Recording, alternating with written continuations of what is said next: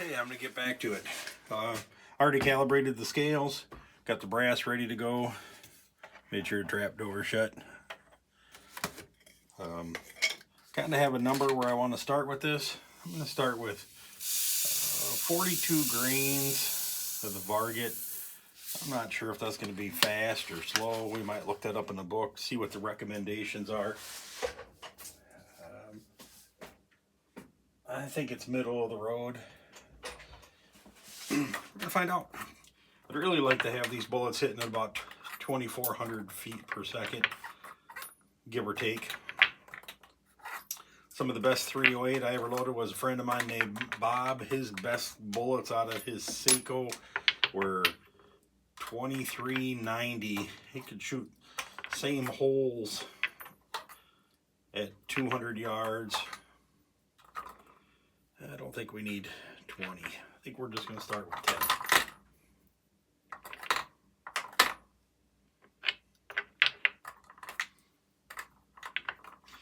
I think what we're going to do is continue on with the same length that on the last load, which turned out to be like 2.20. We initially started with the 2.243. So they were actually 23 thousandths shorter. They didn't catch in the mag. You couldn't really see in the video because I covered it up with the data. But they were there. I'm going to go 42 grains. Get that started. 419 funnel. Use what you got. This is what I used up until the 419 funnel. Simple.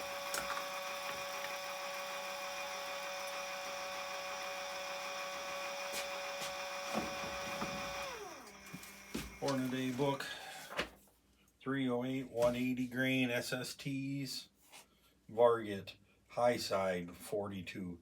So we're going to load 5 of those.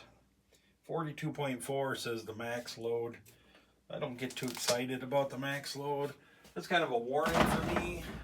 Just lets me know that you're getting close. I'll shoot 1 or 2, see what kind of pressure indications I have, if any. I had a comment in one of the videos. The guy says, with the compressed load, start looking for pressure signs. That compressed load with the H4831 shortcut, those things had 0 signs of pressure. I do appreciate the comments. I was really hoping for some significant speed change down, but it was still only 5 and some change, 4 and some change, 9, 10, not enough to be significant. So I'm going to make a note here that we're doing 42, and then I'm probably going to do 39.5 to go a little lower instead of a little higher. Keep track on my notes here. 42, 41.5. If we have good results, I'll jump around a couple tenths of a grain difference, 2 and 3 thousandths of a grain difference. For the initial, I just like to get them going to see where they're at.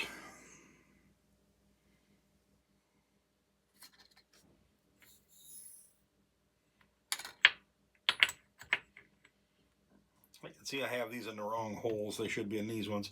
Tipping over too much, but we'll be all right.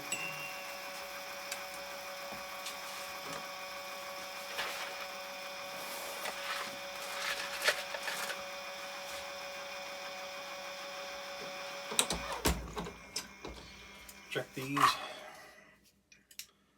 0.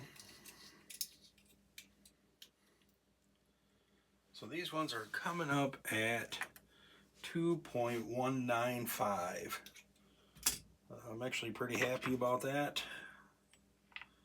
Like I said, we're going to do 5 at 42, 5 at 41.5.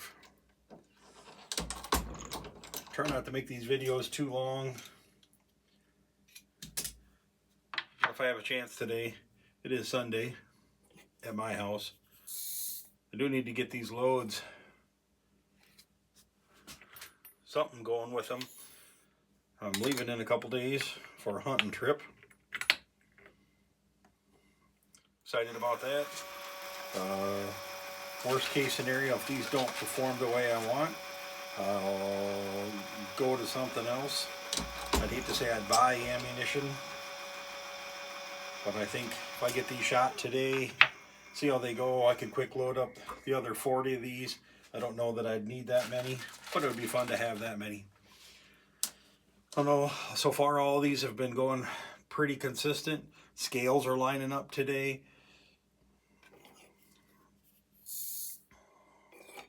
There again, double weigh, because that's the way I like it. To each their own.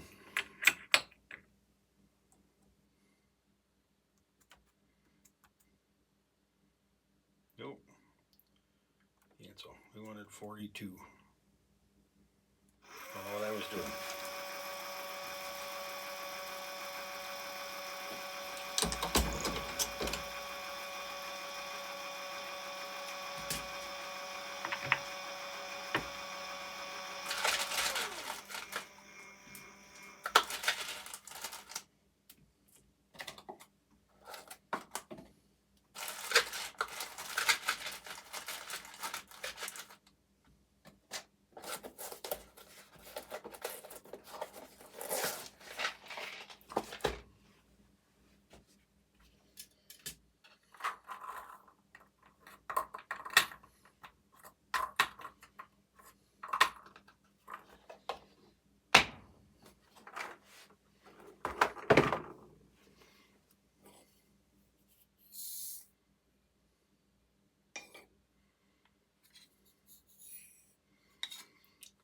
So that was all the 42. Now I'm going to go to 41.5. I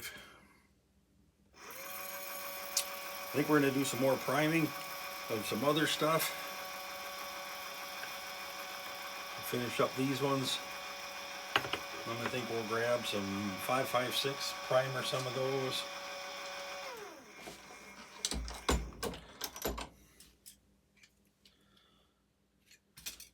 Also with Movie Magic, we'll probably jump through those pretty quickly.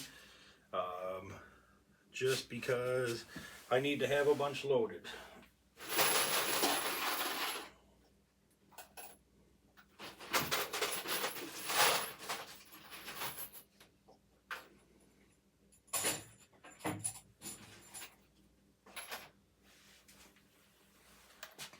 And by bunch, small batch.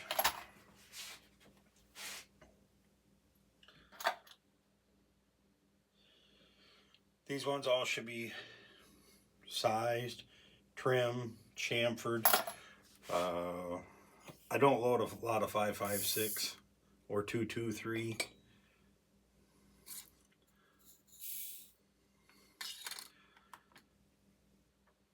But I have plenty to load. I think my battery, my scale is ready for a new battery.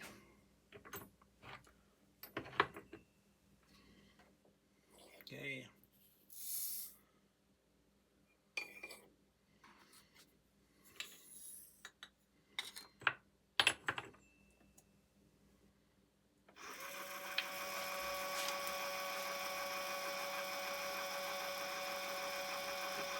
These are 41.5. That one came out a little short.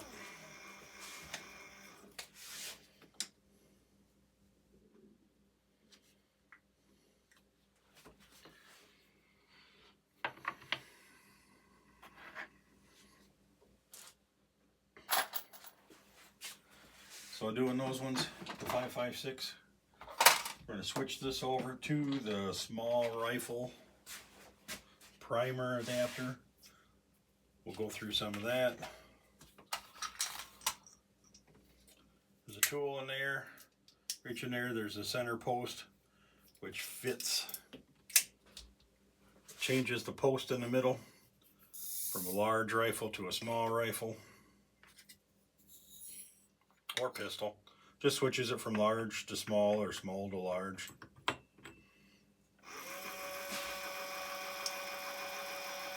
Twist knob here at the end, releases the bar comes out. Little piece has an L on it.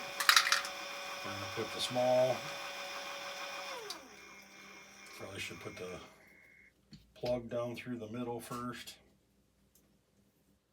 Large is the black, larger one. Small is silver.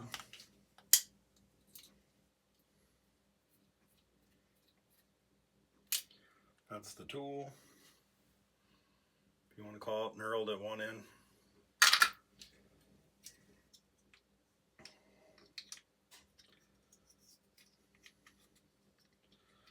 So this plug will go in either direction, upside down. But you can look through there and see that it lines up. That's how you know you got it the right way. If it's not the right way, it won't work.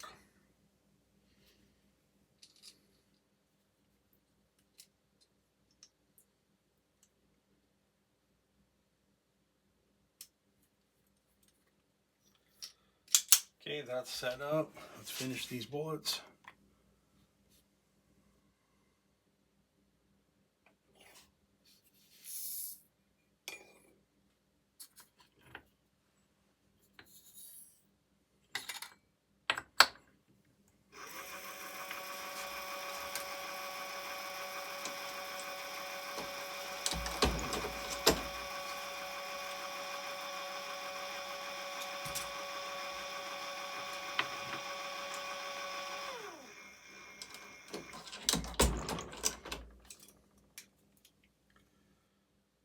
I don't know if you saw that out of habit, I just kind of turned the dial a little longer in case I bumped it.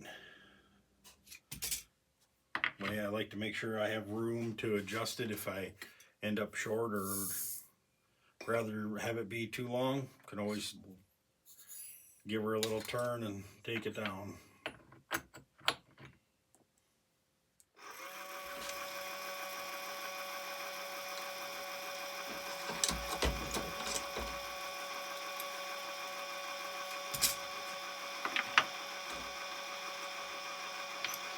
I did marker on that one.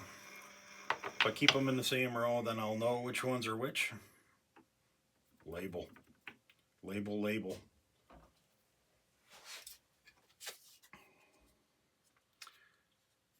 All these notes like this too, I have a whole box full of these. They'll say trimmed, chamfered, ready to go, needs cleaned, needs primed. If I ever walk away from the bench, I want to know where I left off. Just makes it that much simpler to pick up, where you don't get confused. Maybe your memory's better.